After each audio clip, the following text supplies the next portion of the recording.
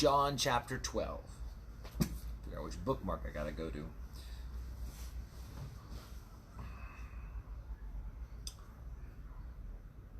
John chapter 12. It says, Then 6 days before Passover, Jesus came to Bethany, where Lazarus was, who had been dead, whom he had raised from the dead.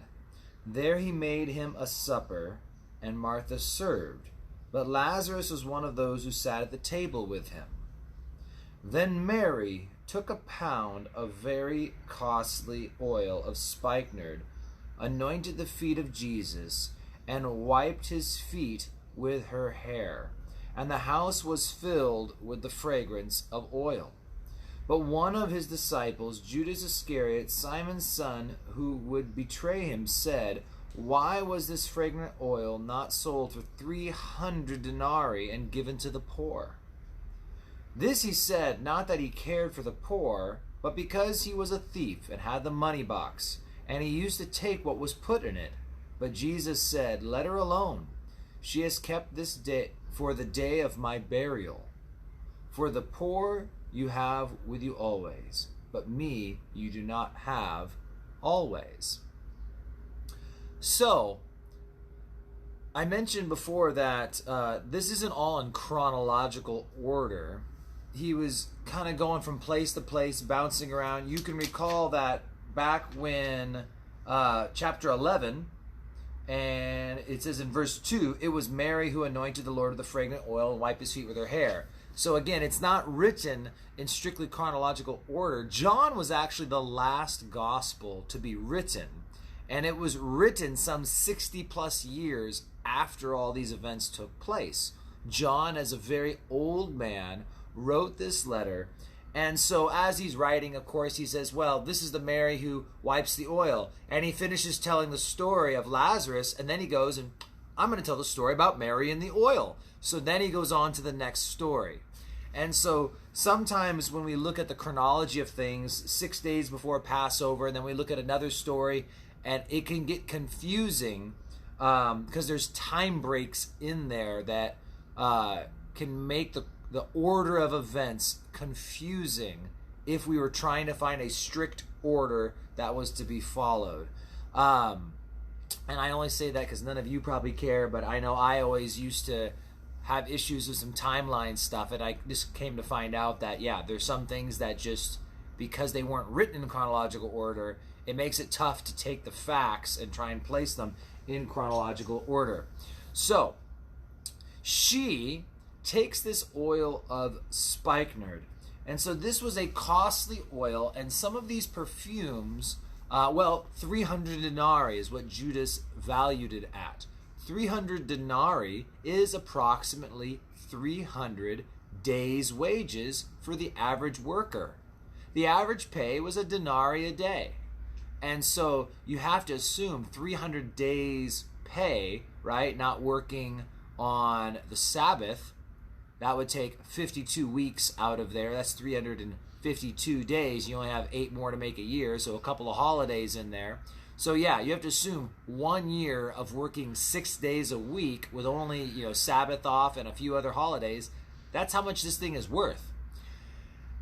And oftentimes women would receive these to be kept as a dowry payment, as money to give for marriage, and they held that value. But for what it's worth, she thought the value was more valuable being poured out on Jesus. So she takes this flask. Often it'd be worn in a necklace, and it would have a little kind of a bent tip on it where you could tie a rope, but it would be broken open in order to access the perfume. And she pours it on him. And then she goes ahead and she washes his feet, or she wipes his feet, and she uses her hair. And we saw this earlier with the harlot who came and washed his feet with her tears and her hair. So this is not the same event. These are two different events. Not to be confused just because she washed with her hair, but women with very long hair would take their hair and kind of use it to scrub. So ladies, there you go. You don't even need Norwex. You've got long hair given by God, and I'm sure hair can do great things. All right, I'm kidding. But the big part of the story here is Judas. Judas says, well, why didn't we give it to the poor? Why didn't we give it to the poor and to the needy? We could have sold this and given the money away. And it's not recorded in the other Gospels, but it's recorded in John's Gospel that Judas was a thief. He was stealing money from their pot, which is why Judas wanted him to sell this and put it in there. I've never seen it, but I believe it is the Broadway show Jesus Christ Superstar, where they portray Judas as benevolent and, oh, we should have given it to the poor. They try to paint it in a positive light. Sadly, they didn't read all the Gospels when they wrote that, I guess. So Judas is greedy, and he wants this stuff for himself. And so I think it's something it is for us to remember that you're going to find many people out there who have dishonest intentions in their Christian service. They have dishonest intentions in their ministry. And it's just a warning for us to remember that not everyone who walks with Jesus is truly born again, truly saved, and truly has the best of intentions. I don't think Judas was saved. That's what I've gathered. We can't know for sure. But Jesus has made some plain statements he will make, I guess, to Judas. We hear things about Judas, him having a devil, being demon-possessed. Not a lot of stuff there that makes it sound like Judas was saved. And yet he walked with them all this time. He walks and walks with them, and John later writes in his epistles, or later in our Bible, they went out from us, but they were not of us. For if they were of us, they would have continued with us. And sometimes it's mind-blowing. I wonder if the other disciples were just mind-blown when Judas betrays Jesus. You have to think, when Jesus said that he was going to be betrayed, he makes those comments that one around the table is going to betray me. And then all of them looked at Judas and says, it must be Judas. No, they're all like, is it me, Jesus? And then, is it me, Jesus? No one knew who was going to betray him. Judas wasn't the guy who had the cape with the big collar sticking up and he looked all evil and he was really pale. No, Judas, he seemed like all the rest of them. No one was the wiser. I wonder when they found out that Judas had been stealing money. Perhaps after he killed himself and his belongings were left behind, they were able to look through the things and realize the books were not being kept accurately. Probably should have had Matthew the tax collector keep the money. Regardless, people will go out from us and we'll later find out they weren't of us. Because if they were of us, they would have continued with us.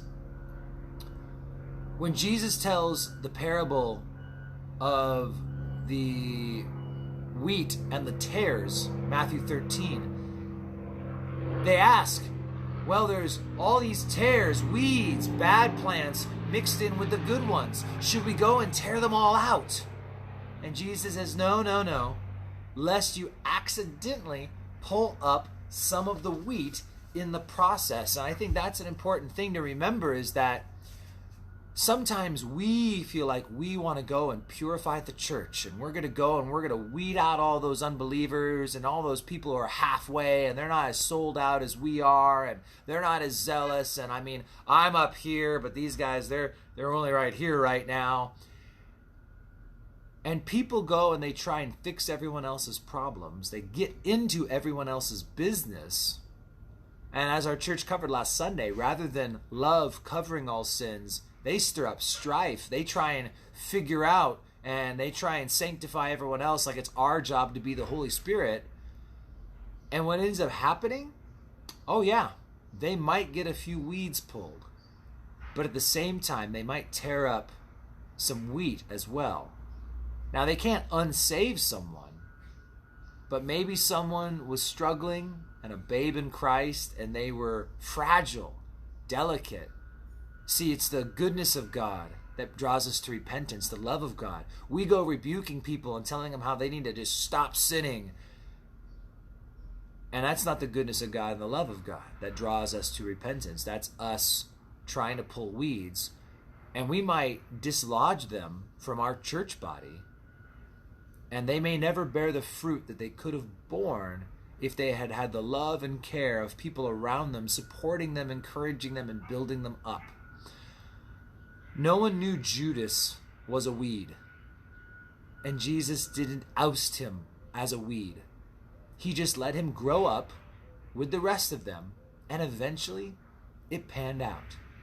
Now, Judas was getting fed like the rest of them were getting fed. Judas was being exhorted as the group was being exhorted. And I think that's a big thing, is that rather than us going in and individually trying to twist and change people, as we encourage the whole body, and we rebuke and exhort the whole body, as we preach from God's word, and we talk about what sin is, you might not need to go tell someone as you're this, you need to change, but as they hear it taught from the word day in and day out, that'll probably bring them to the point where they realize that they're going to repent or they're going to move on, because the preacher keeps bringing up that this is a sin, and that's what I am, and I don't want to change. I like this church, but you know what? I'm never changing my views on this thing.